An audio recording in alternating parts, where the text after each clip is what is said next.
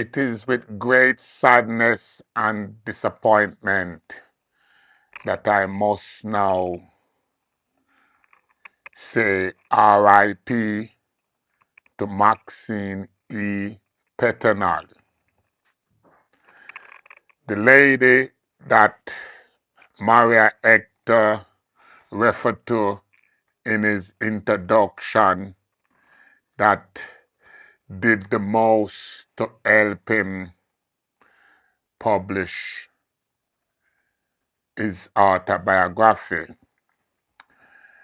I was the one that introduced Eshe, as she's affectionately called by her close associate, to Maria Hector in 1978 and death row. The rest is history. Recently, I saw Eshe at a function, and she told me that she had pictures of Freddy. Today, before I did the program, I tried to call both her and Maxman to see if I could get a picture of Freddy for publication. I did not got either her or Maxman on the telephone. I have tried to contact both Eshe and Maxman several times today. On working on part 3 of Death Row, I received a call, and when I took that call, that's when I learned that Maxine E. Peternal had recently passed away. What can we say? All I can say at this time is my condolence to the entire Peternal family. The Peternal family is like my family here, my extended family here in England.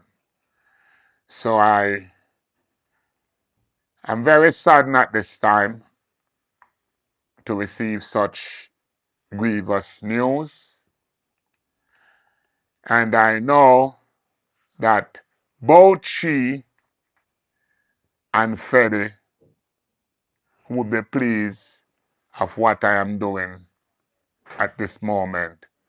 Salute both my good friend, my sister, and my brethren. Once again,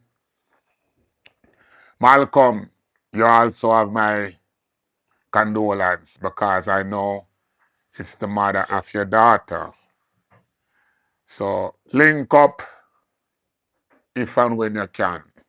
Belida, Gloria and Anna. Yes, I. As you said, them time, me was about 16. I knew the man give me big man yet. Because me never know say in that jail that time they were just. But that's different. Yeah. Your thing is simple. I want the people them learn and the youth them learn, not because they taught these things, and take it like a little drama. It's not a drama, it's a historical facts. Yeah. And it goes to survivor who can survive. And as I said, these men, they are not terrorists. They are, what do you call them? They are activists. Yeah, these man are activists. These man is defender of the black race and the poor and the have-not. Man who ridicule Babylon law and pass through the fire and never get burned. We are the Shadrach and the Meshach and the Abednego badass. Badass is the spirit of I and I who rise the first gang we named Dollars and Cent. When Dollars and Cent come 1969. Yeah, we were used to dive money a bit to appear just a step the road in a fine style. Yes, I. Coming long time, Johnny Black Boy. Leopard, they him call. Them say kill Peter Touch. You understand? General Starkey. Sacrilege. Dacus Boy. Baskin. Sacrilege brother. Bigger brother. Yeah. Baskin was one of Jim Brown right-hand man. Yes. So all we hear about us attack. Nothing make up. Everything is directly prophecy and history. Logical truth. So any boy will come there contact the badass, this badass. You're playing with fire, man. Jah will kill you, man. Don't say nothing, man. You don't know nothing. This man is a legend. Legend in the pack. But most man, as I said, they was only bad people, but we was defender of the faith of the black race and the faith of the Almighty. Yeah, because I and I never really have a standing locks, but we defend Rasta tradition because we always fight against society. Babylon world. Babylon never like to see us. As they see us, them uneasy. Because they just don't like us because they don't see we join them no time at all. Yes, I. Yeah. Our movie we used to like, Bible and the Court, with Sidney Poitier. You understand? And Jim Brown. You understand? Those men always fight 100 rifle. You know? But as me say, we always take out the better part. You know? Django. Clint Eastwood. That's our favorite star. Yes, I. No bother Joe. And Miguel, even Gardo. Gardo, Fernando Sanchez, he was a great man too. Yeah, and Tuco, let's call it Ugly, and Cleveland Cliff. All those was our main star where we love to watch. Yeah, in our movements, we always want a betterment in life. And don't decide to bow to Babylon and Babylon philosophy. And as the man tell you, Sonny, Mr. Walks, Shine, and all those men that you hear my leader call, Kitty, Starkey did kill Kitty, fisherman brother. We cover all Rima, cover McGregor Gully, Double Ugly, the whole of those man. We cover Michael Wunsch, the Wunsch brothers, you know, come from McGregor Gully, but they clown at Regent Street as Spangler. Yes, I. And as we say, we go upon every corner with our Jimmy Sport, our big boss, you know. But we never against the mass of people in Dirty Valley because we are family of that region too. You know, but I show you that they man they have in family at the Valley Garden still, although we are uptown as Viking. You know, see?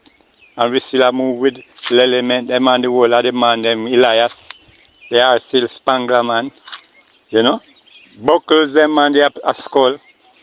Where you see him Chubby Dread take over from, we have King Kong and all them man and Cracky Dread.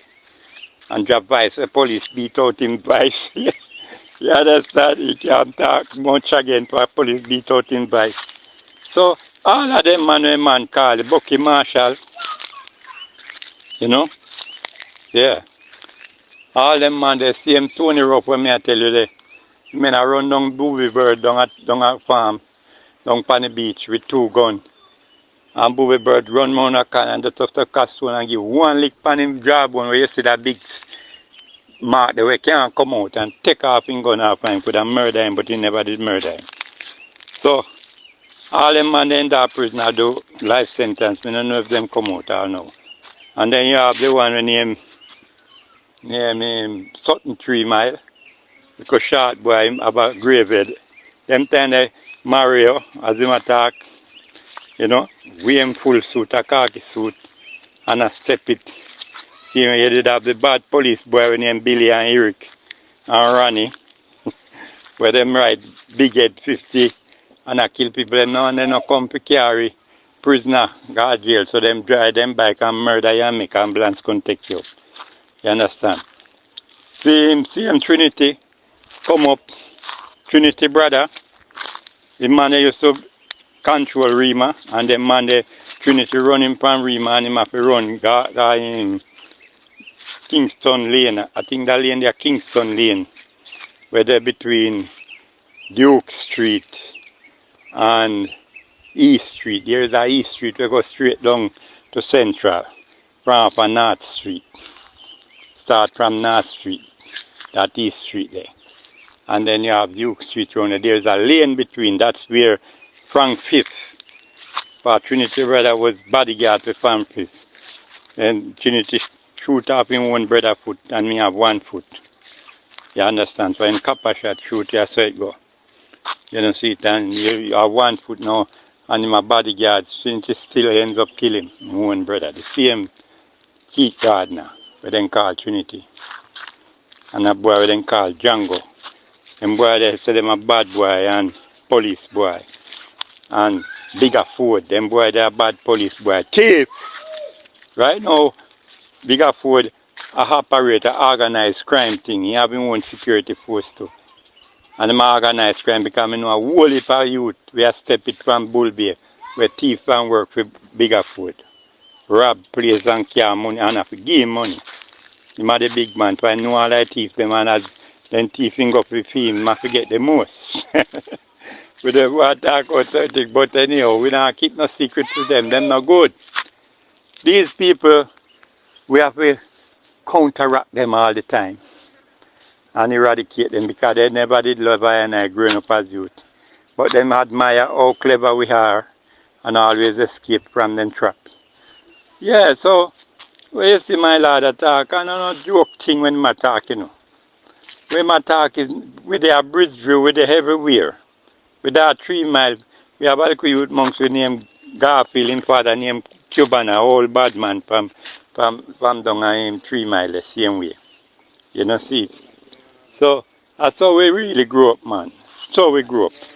As me I tell you, we don't grow up soft and we don't take shelter under mother's arms or father's wings. I hear the man father named Marty Muplana, one of the greatest Rastaman and educatedest Rastaman amongst the races up there. University graduate, he have a place, office in university for himself. I go there and meet him. Yeah, and talk with him there before he pass. Yeah. So I never even know Bada's father. That's why Bada is so educated and wise. Bada right now, I'm telling you, is one of the most educated.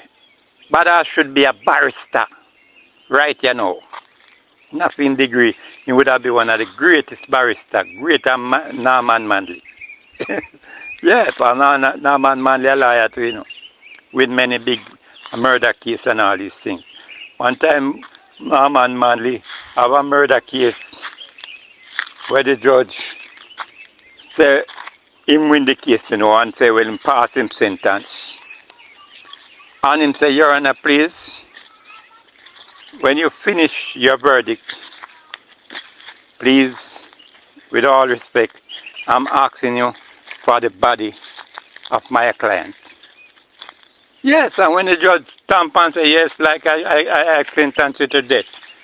Now man just go and bend down so I make the man mount him back and just walk out of the courthouse with the man. Because he asked for the body. So it was good to say that the guy just give him permission and say, yes, you can have a body. So he just make the man mount him back and walk out with the man. That never done in no history before. So Badass is a barrister like that and a lawyer in general. You understand? Which I could say this man, I could have used him to fight any case because he know it. He know it from the bottom to the top. From the top to the bottom. One of the greatest. But I know him now going to take up them kind of work, you know, because he resigned. Him sit now and just I tell you what I want.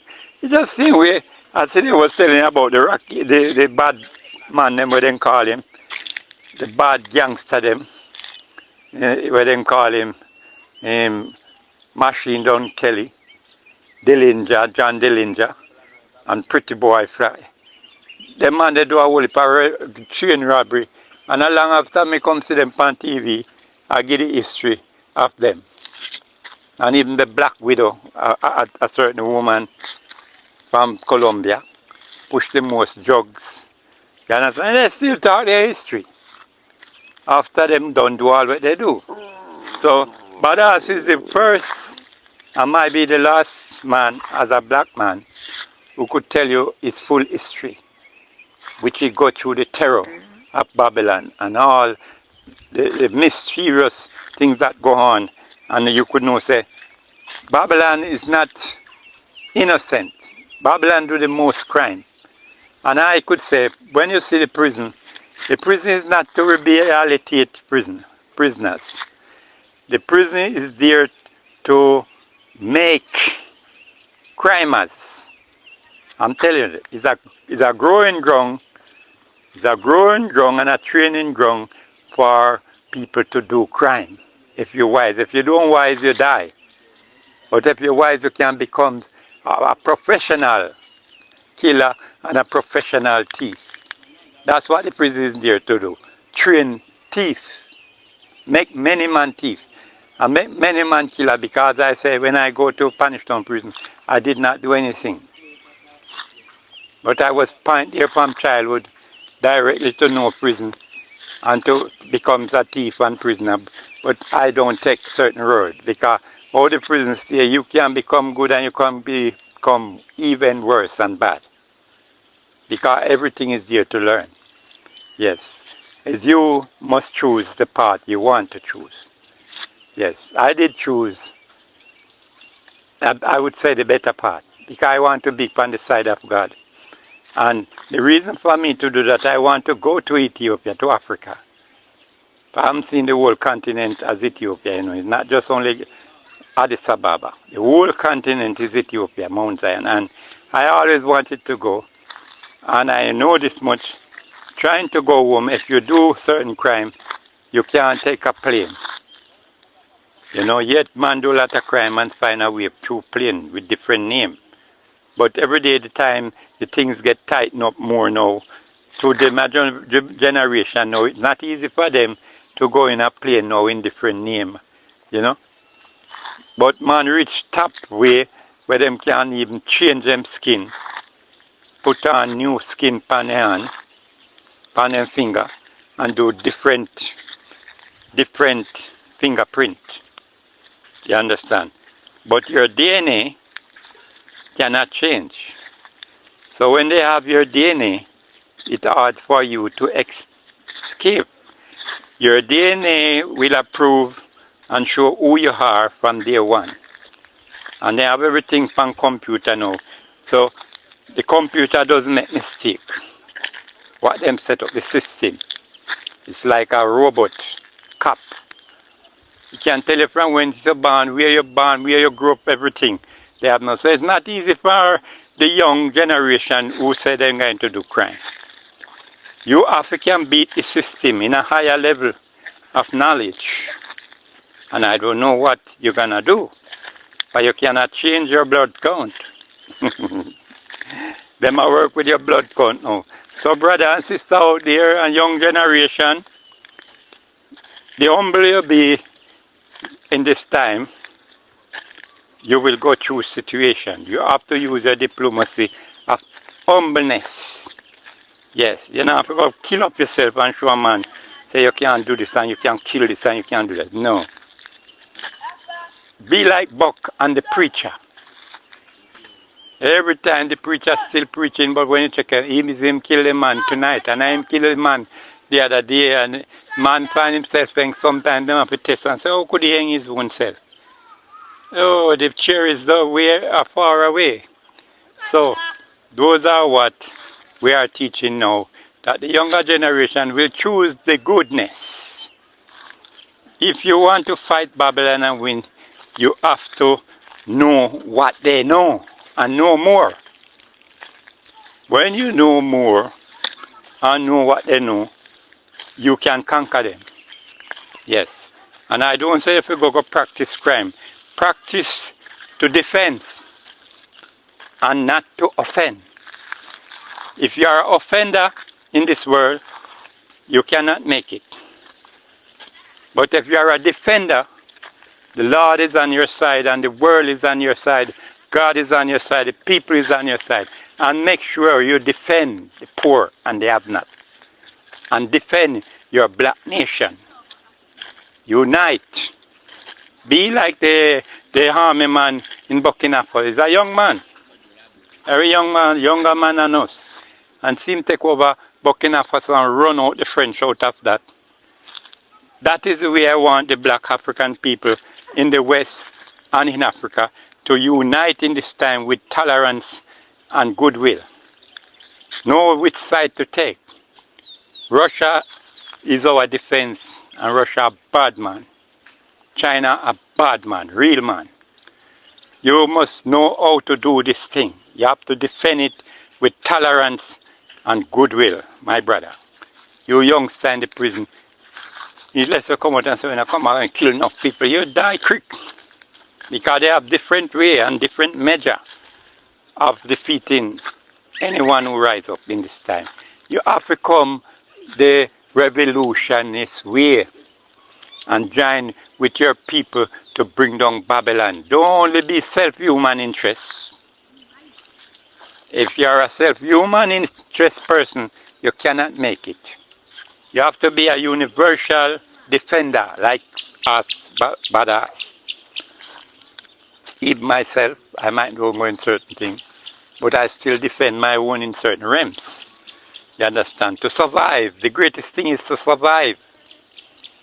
That means you're lying and in a tiger mouth and lion mouth, you take your time, draw it out. Yes. Yeah, you can take Babylon one toll and kill him too. But remember, you have to know how to do it. Some man go join the police force and join its army, not to serve Babylon, but to get their artillery and they know how to overthrow them. That's what I'm saying, black people. Wake up and take this lesson from this honorable badass, which him putting out freely. Free scholarship, free exam to all the nation and to all black people, that you may know youth and youth how to flex out there. Don't go flex under self-human interest only. You will die. Deal with a universal crisis to help you one another and to point for the betterness within the future. Because all what I hear brothers teach, he don't teach none of you to go and crime. He must show you the strength, where him go through, how he must go through to survive. And that is very intellectual and very wise. I think you should be a man to teach the world of black people, that they may know themselves. Especially the youth, them will say, them a bad boy and them a dog. They don't make no dog. I am a soldier of the army, so we have to rise up and come out of dog shoes, you know, and turn soldier, military of the house. One heart of love, JahBunny. You have said it all, and there is nothing more I can say which you have not said. You was my leader, and he is my leader today, and the day before, and always will be. More life and love, my Lord. Right now, I am 72 years of age. I have broke the record of Babylon. Babylon say I give black people 70 to live. I gone 2 years over that. That means I break their score. We are living on until we see African glory, the black people glory, redemption. And you have to liberate yourself, and you have to liberate the mind of the people, like what you see JahBunny doing. And if you liberate their mind, then you liberate their body. You can't liberate their body and you don't liberate their mind. They will still in deep shit. So we give thanks to this honorable teacher, patriarch, as JahBunny is a patriarch. Yeah, a real patriarch that been there. Not a man in society affair, but a man that moved through all fields and know who is society and who is who, and is from the grassroots he grew to that heights. Higher than many men we go to a university to his knowledge. Higher than the Prime Minister and the Governor General in Jamaica. They are nothing to him in his ability and knowledge. Not in the Queen of England, because she is a hired servant too. You see, hired by the society, but there's big man behind her. Even the king that put here, you have the cabinet, what they call the cabinet. They are the hosts for the whole governmental thing. JahBunny is a man of his own and designed by the Almighty God, like Marcus Garvey, like Elijah Muhammad, in a different form, like Michael X, in a different form and action. I mean the military side, not just the mouthpiece side, the military side, and could teach many youth how to flex to survival. Greatest of all, for the longest while, is the greatest man the world ever hear about right now. And if men take up arms and have an army, he would be victorious. But he becomes a prophet now. Yes. From way down there, so he becomes a prophet and a survival. Can teach the youth them how to survive. More life and love. Beloved, one love. Let us build ourselves with the people that's strong and that teach us knowledge, great knowledge, not to make up history. I know so the prison place is a nursery ground for crime and ignorance, because when they put you in a place and make you have to wallow in your shit and your piss, you become like an animal. You have no human feeling if you are not skillful. More life and love. But as I've said it all already.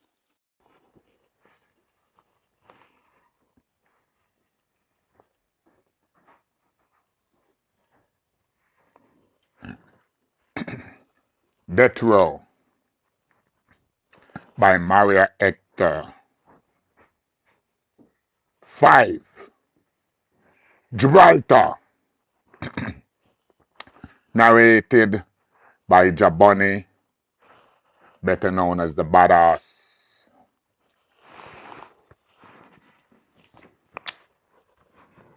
Gibraltar, on the 29th of June 1972, the location of death row was changed. Colonel Glenn Megan, the then director of prisons, had 45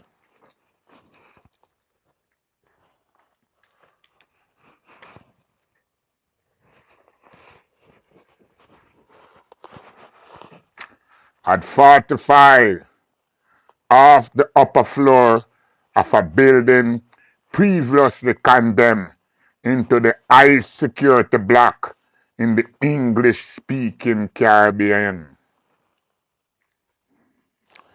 It was the colonel's boast that none could escape from Gibraltar, as the building was called. Nobody had ever successfully escaped from death row. through Maloney Garden, Juna, Talfer, and Ranford Solomon had tried. Since Gibraltar was more secure and fortified than A1, the Colonel boast was loud. The section remodeled as death row had 26 cells, 13 on either side of a 13-foot passage. Each cell was built with a concrete bed, table, and seat. Equipment consisted of a 2-quart plastic jug, a pint-sized plastic mug, a ship bucket, and a new mattress and blanket. Unlike A1, these cells were free of the bugs and cockroaches. To the east of the building was the kitchen, bakery, and the grocery, and that also functioned as the recreation ground. Before Gibraltar was a pool that was used for baptism and other time contained fish. On the left was an old 3-story building that was the stronghold of a homosexual pervert recidivative. It was in this web of concrete and steel that the struggle began in earnest. Whenever and wherever men are oppressed, the time will inevitably come when the oppressed will rise with violence if necessary to bring relief to their situation of life. Oppression is in fact the fertilizer for rebellion. Collectively, we are all being oppressed and subjected to the most brutal and degrading treatment in the bowels of Babylon. The fact that some of the raw were guilty of the crimes for which they were convicted was outweighed by the many others who were innocent but were convicted and appointed to die. To my mind, our condition and status in society had not changed at the point of arrest. It was only a case that the place of our suffering had changed from the ghettos to the prison. All of us were born into a society that kept telling us we were free and independent people. But it was all of a lie, the lie of emancipation. Born in a 1-room tenement yard in the ghetto of Jonestown, not even as a fetus did I enjoy this much talk about freedom. For that which sustained my life, my mother was no more than a slave. True, she had no stamp on her back or chains on her feet, nor did she work on a plantation, but she was still a slave. A commercial slave of the rent man who would not hesitate to call the bailiff and throw us on the street if she did not pay the rent on time. Slave of the grocer who would allow us the staff of life only if she slapped some money on his counter. Slave of her employer who only pay her enough to last till next Thursday. Slave of the government which drew strength and power from this class of people while condemning and perpetrating their exploitation as economic slaves. I soon understand what it requires to sustain life and existence, and it certainly was not fate and prayer as the parson would have me believe. Money was the thing that mattered. If you had enough of it, people treat you like a king. Life become easy and comfortable, but if you had none, you were a vagabond and treated as such. And for your life is risky, hard, and never comfortable. Everyone wanted some, and those who already had wanted more. There was none in my home, nor in the home next door, nor the home down the road. Everybody down there was poor. Yeah, this is also my story. Yeah, I adapt it now. And so it was our children who could not get school places, our streets that were piled high with garbage for weeks. It was us that the police brutalized and used for target practice. Our sisters and women who were raped, dishonored, put to clean other people's floors, our people who filled the prison. Bellevue, the poorhouse. So what was all the talk about justice, equality, and freedom? Noel Amsalang lived in the cell to my left, another slave.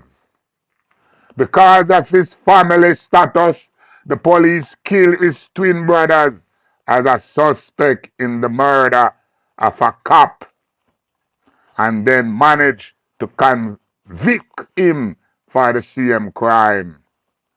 Although there was no evidence of a twin on the murder scene. At 27, he was appointed to die for a crime he never did. Nobody considered his rights or the rights of his 3 children. He was a slave. Alfonso Phipps lived in the cell directly before me. He was another slave from Jonestown ghetto. As a juvenile, he made a slip and got 5 years at Hilltop. In 1969, a riot broke out at that prison and the place set afire. When the smoke cleared, all the prisoners had escaped and a warder was found dead. Prisoners were used to give evidence against other prisoners. And when the longest trial in our history was over, Phillips and 5 other, the Hilltop 6, were railroaded and sentenced to die for the one warder. Had they been anything except slave, they would surely have got off. Because they were poor, they made the best scapegoat. Michael Bernard was another slave. Now you hear the name. Yeah, Michael Bernard, better known as Michael Hunt, was another slave who had been framed for murder. Half the city knew and said he was not guilty of. The system still was preparing to hang him. Winston William, who was charged along with me, did not ever know who he was supposed to have murdered, but that was irrelevant. Nobody had ever accused me of killing the deceased. Nobody had ever even assumed in evidence that I had killed anyone. Yet here I was on the death row. The average age of the people on the row was 26. 83% of the prisoners originated from the lowest strata of society. 29% had begun working for a living before they were 14 years old. 70% had only reached grade school, and 31% were totally illiterate. The fact that all of us were black and none could be absolutely sure of getting off the road alive put us all in the same boat. Gradually, the common danger became more ambiguous to our collective consciousness. Babylon was the enemy, and if we did not come together in unity and struggle, not many of us would live off the 70. You hear it again? 70. The first expression of collective resistance was spontaneous. One night just after the transfer to Gibraltar, I was awakened by a scream. One of the Hilltop Six, Baker, was being beaten by a gang of 5 warder. Sorry. At first, there were one or two soft expressions of resentment.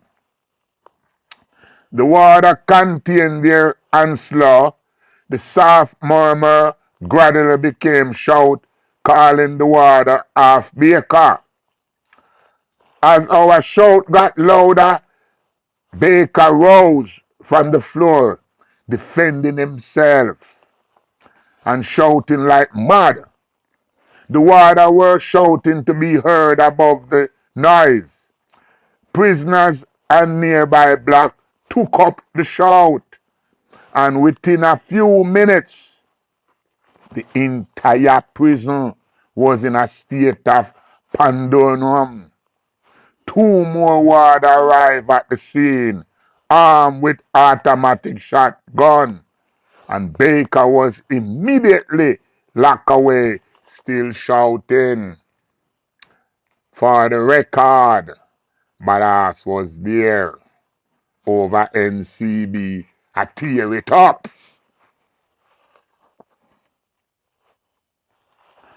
Initially, the warder were confused. This was not the stereotype response. A prisoner just did not resist any authorized onslaught on his person. Beg, yes, ball and goal, but not resist. Something was amiss beyond their comprehension. Something beyond the ambit of their training school's course. Like us, they did not understand that oppression had finally evoked collective resistance. In confusion, they retreated. Long after they were gone, sporadic shouts still rang in the night as prisoners and the other blacks who had been shouting all along now want to know what was going on. After relaying the Baker condition and the general running of things, we circle to reason amongst ourselves. It was a phenomenon that took time to logically explain, but since we had all the time, we reason on. The Hilltop Six, Absalom, Brian, Bernard, Winston, myself, and a couple others were more aware of the future implication of what had just happened. And I knew that it was not like waters to leave a matter like this hanging in the air. This was a serious matter. They would respond as Babylon prescribed, the one way they knew and were capable of violence. It was just before dawn that we conclude our plan of resistance and stole some sleep before the sun came up. Before unlock, the grapevine was buzzing. Warders, those going off duty and those coming in for the day were going to invade the row and discipline us for our collective imprudence. Unlike other pre-invasion moment, there was less trembling this time, and when they arrived, we were alerted and prepared. No single prisoner can win any physical struggle with the staff. If he managed to knock over one or two, there are a dozen more to come. In the end, if they even have to recruit the army and the police, as they sometimes do, they will come in tank and with submachine gun. Finally, they will get you. Neither individual aggression nor collective unarmed violence could overcome the penal functionary of Babylon. Aggression was not on our mind. We were concerned with defending ourselves. Accordingly, it was unanimously agreed that nobody would decel, that the slap peel would be positioned directly beyond the door, that if the warder should decide to enter the cell, the prisoner would overturn the bucket. If they still came on, then it would be every man for himself in the defense of his person. So we plan to have a shit war. Yeah, you never know, say, you can use your shit as weapon. You will learn. About 40 of them crowded through the entrance armed with riot baton and coiled wire, issuing threat as they miled around in the passage. Number, number one cell was unlocked and the prisoner order out. At first he refused to decel, making the warder more angry. A warder who knew him coaxed him out and the promise that nobody want to beat him. They only want to search the cell. As soon as his foot touched the passage, the warder who had spoken to him knocked him to the ground, where he was promptly beaten and thrown back into the cell. When they came to the next cell, the brother inside did not wait for them to order him out. He knocked over his bucket of shit in the cell. If they want him so bad, they would have to step in the mess to reach him. And even then, the matter would not be settled, for he was prepared to die right there alongside the water in the shit. After this declaration, everybody immediately swore that we did rather overturn the bucket and die right there in the shit and alongside the water in defense of our person than die, than the cell to be brutalized. Hear that? You have to have heart. Big heart. Death before this honor. Again, they were confused. It was not their style to go inside prisoner's cell to beat him. The place was too small and anything could happen. They preferred to get you outside where they could swing a button and attack in gang. Our threat to overturn the bucket also bothered them. Neither those due to go off duty nor those coming on duty were willing to dirty themselves to beat up a prisoner. One prisoner has done it already, and they could not tell if the rest were serious. Miling around in the passage, they issue threat of subsequent brutality only when the superintendent arrived on the scene did they begin to disperse. Immediately after the warder left, we request an audience with the superintendent in an effort to put a rein to the whole thing. The superintendent sent us the usual reply. He was busy. A dangerous situation was brewing, yet the man who had supposed to be attending to the good order of the institution said he was too busy.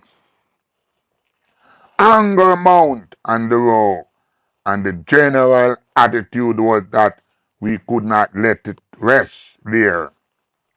The struggle had finally begun, and there was no turning back. We had to see the superintendent. A second request was sent to the superintendent, and again he was busy. By then it was too late to call it off. We could not. Everybody was boiling hunger, and two warder had reinforced the staff, bearing automatic shotgun. The superintendent was in his office, busy. An indefinite hunger strike was initiated, and by tea time, the message was clear: no food until we were given an audience with the superintendent.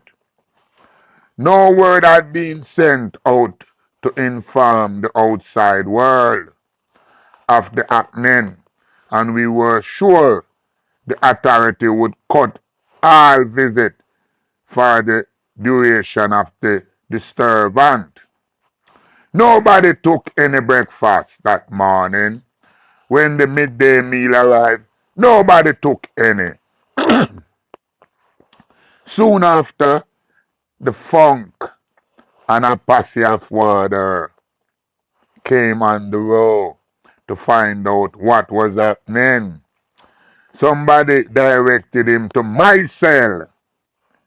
I was laying on the mattress when his mouth appeared on the door. Get up, get up! I moved to stand by the door. Is what uno going on with down here? He asks. Just trying to see the superintendent. I deliberately left off. This bad man attack, you know. What you want to see him for?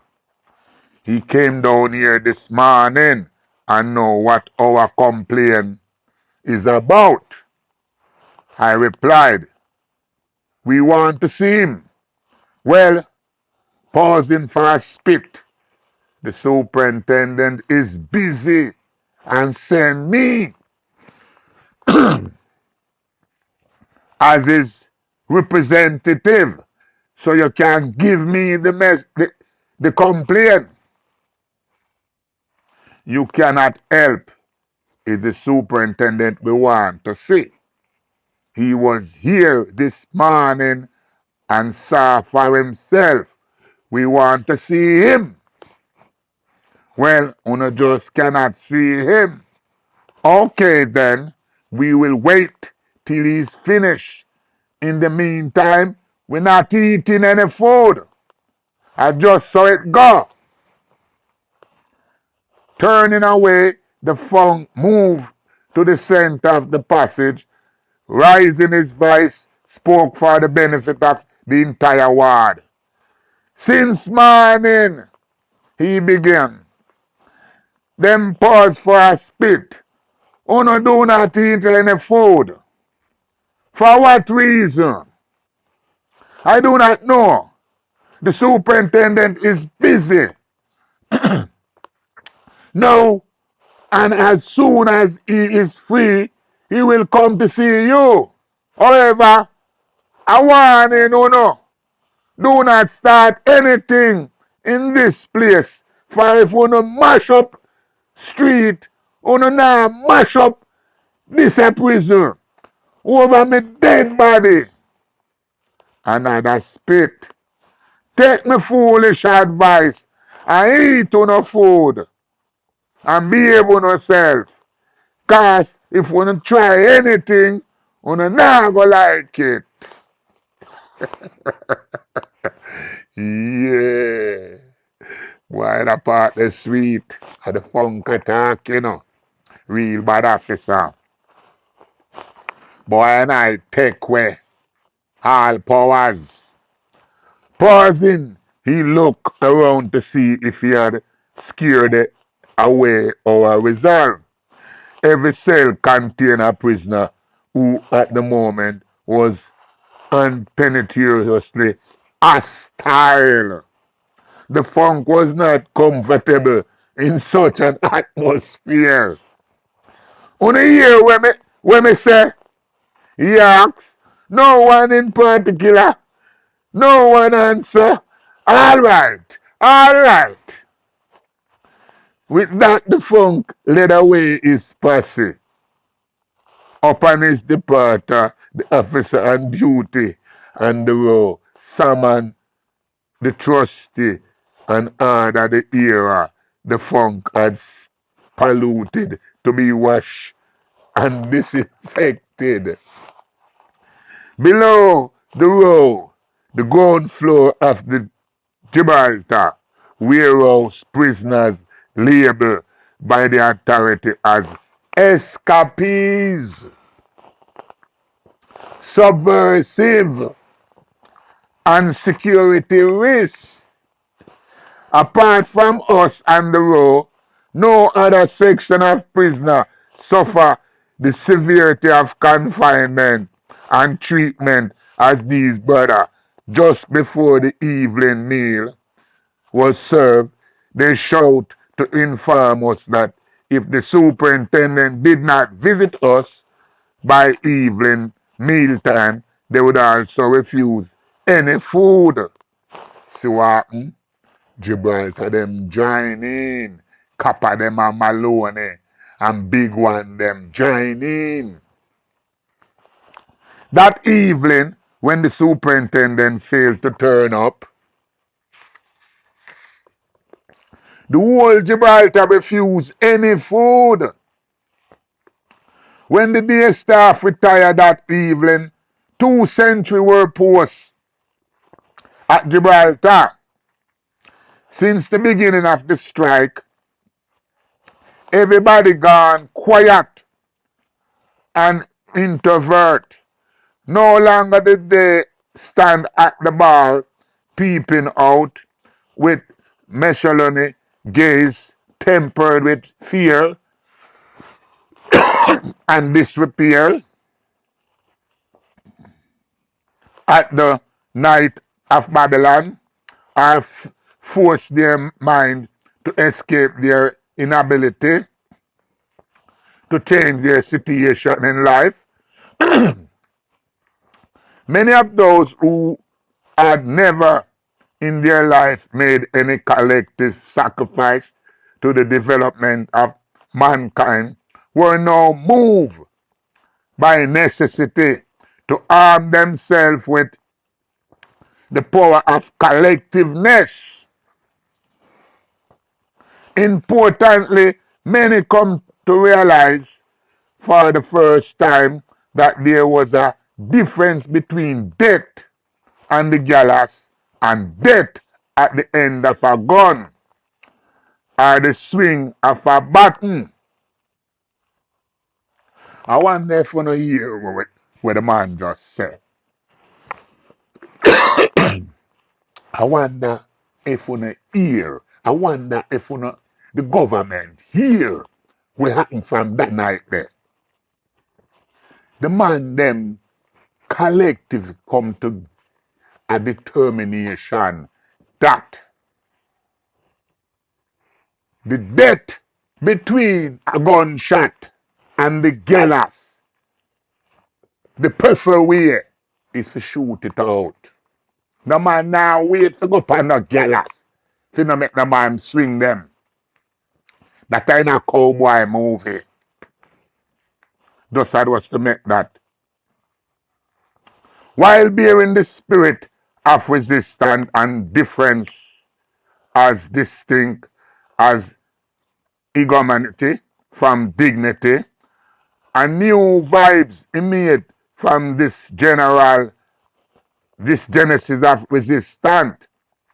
A vibe that gives full expression to the pent up sorrows, suffering, trauma of the months and years of this life predicament.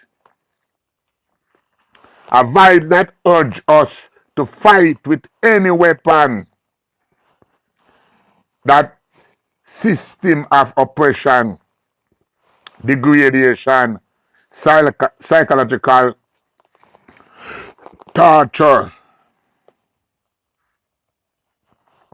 intrinsically imposed by the 20th century slave master, emphasized as water and vibes that made you eager to take a punch at Babylon, unconcerned with what reprisal might follow. Here we say death before dishonor. So we don't really worry about where going to happen as long as we are act.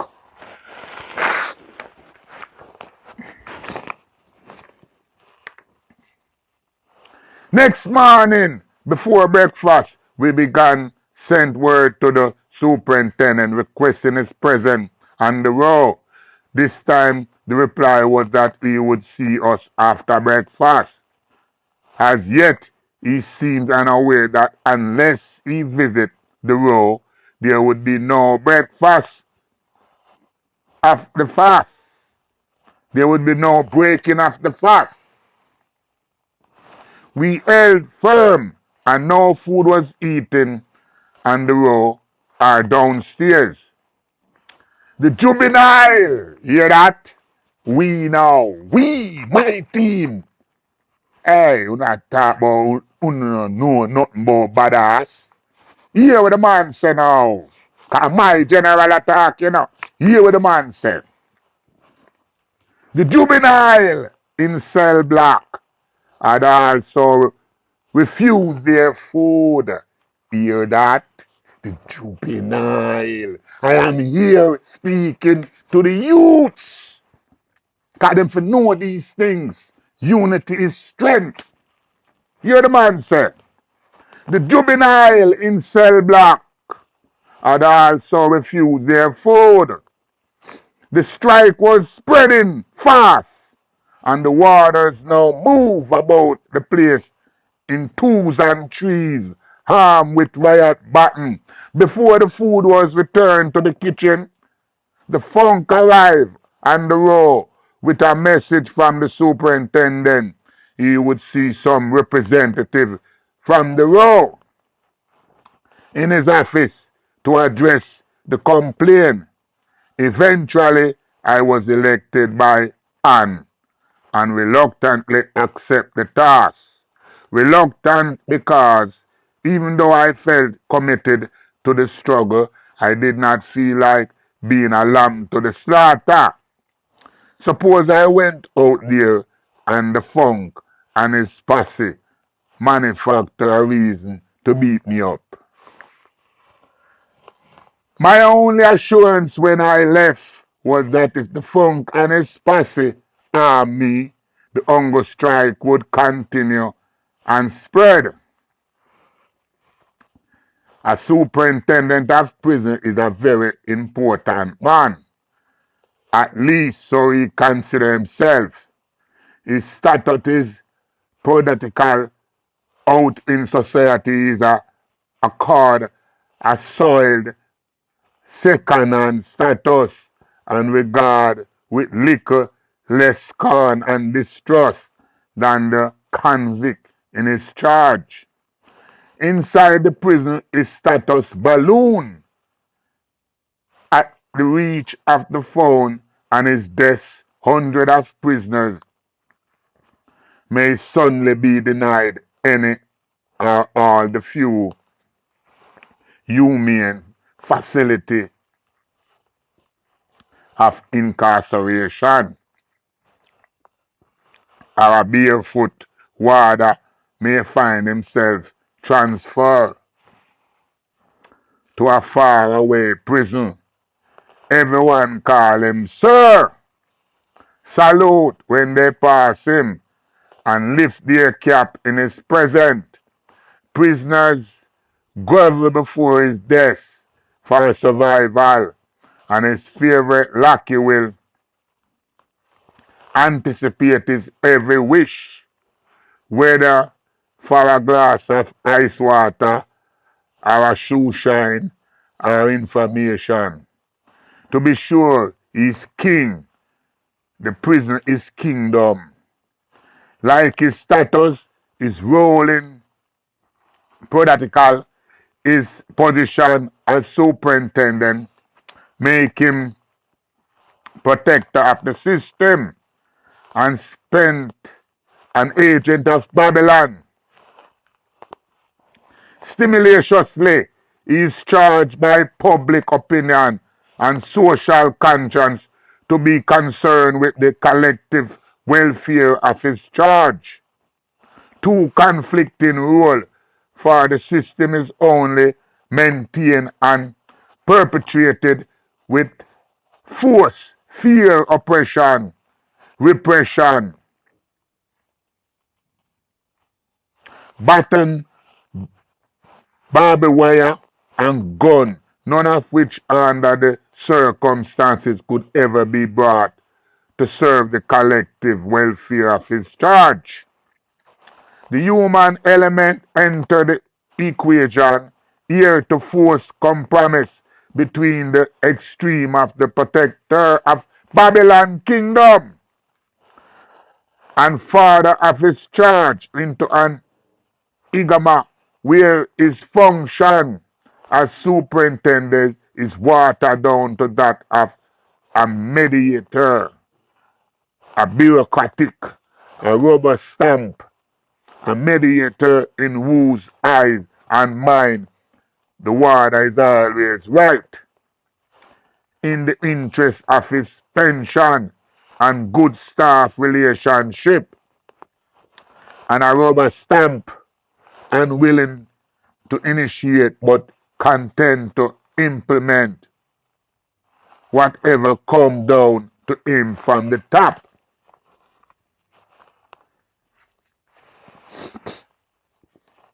As soon as I entered his office, the superintendent was ready with a red herring. How long now? You on death row? He began. Since the 25th of February 1972. Sir? You have a barrister? Yes, sir. Him visit you? Yes, sir. Tell me something. You know that when your time come, the authority will have to submit a report on your behalf, and that report will be very important to the final decision. Yes, sir. Then why you down there stirring up trouble? You wrong there, sir. I have not stirred up a thing. It is your warder that stir up the trouble down there. What happened to Baker? Some warder claim he was smoking in the cell and beat him down without any other reason. It is not the first, second, or third time this thing is happening. It is a regular thing, and only you can put a stop to it. Is that the problem? There's more, much more. We cannot have books from the library or newspaper like the other prisoners when our clothes is sent to washing party. They came back stinker and more dirty than when they went down there. Other prisoner write with pen, but we are forced to write with pencil. We cannot even have access to the sunlight. What your people do not seem to understand is that you are a prisoner, criminal of the worst sort, that the society say must be kept here till a final decision is made in your case. As a criminal, you must not come here and expect to be treated like ordinary people. This is not a daycare center. Every day I receive reports from my warders about the cursing, ganja smoking, and foolishness. He paused to puff away on his cigarette. Is take on one take over the place? No answer was necessary. Well, make I tell you something. Uno not going to take over this place as long as I be here. And I'm not going to tell government that I cannot control Uno. If we cannot manage Uno, we will send for the army and the police. And if we even have to send for the fire brigade, girls guide, boy scout, Uno not going to take over the place. He had moved from his Igma to the extreme of protector of Babylon kingdom, casting rationality to the wind. All the while Uno come to this place and want to tell me how to run the prison. But it won't work. Before that, I put Uno behind the desk and I go in the cell. He was raving now with some unknown source of hunger. You know that is a serious thing Uno going on with about hungry strike? Yes, sir, but we figure it is the only way to highlight the problem. So what do you really want? All we want is for you to restrain the water from invading the road, and we would like to have the facility enjoyed by other prisoners where such facility do not conflict with security. Make I tell you something. Only a few people in this place as prisoner that I have not tried to help. I am the kind of superintendent a prisoner can talk to. And as long as it do not conflict with security, him have my support. He switched from the protector of Babylon role to the role of father of his charge.